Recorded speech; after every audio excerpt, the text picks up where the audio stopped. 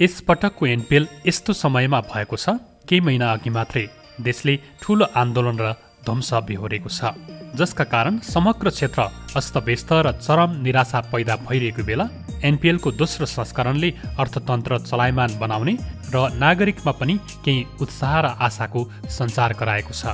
नेपालीको मनमनमा क्रिकेटको क्रेजमा एनपिएलबाट अझ बढोत्तरी भएको छ। यसले नेपालमा पनि खेल क्षेत्र अर्थतन्त्रको आधार बन्न सक्ने देखिएको छ। खास गरी अहिले क्रिकेट खेल एसियाली राष्ट्रहरूको एउटा ढुकढुकीका रूपमा स्थापित भइरहेको छ। छिमेकी देश भारतमा त यो खेल अर्थतन्त्र उकास्ने माध्यम मात्र होइन, हरेक नागरिकको आस्था जस्तै बनिसकेको छ। क्रिकेटलाई मनोरञ्जन, आर्थिक उपार्जन अनि व्यवसाय मात्रै होइन, यसलाई त धेरै भारतीयले आफ्नो राष्ट्रियताको मानक समेत बनाइसकेका छन्। अर्थतन्त्रको हिसाबले हेर्ने हो भने त विश्व क्रिकेटको आधाभन्दा बढी हिस्सा भारतकै देखिन्छ।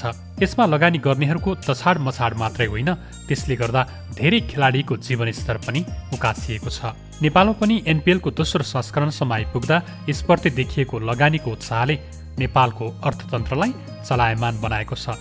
यसको भव्यताले एकातिर क्रिकेटमाथि लगानी सम्भावनाका ढोकाहरू खुलेका छन् भने कर्पोरेट क्षेत्र यसतर्फ आकर्षित र लालायित हुन थालेका छन्। ग्लोबल आईएमई बैंक, सबैका लागि बैंक।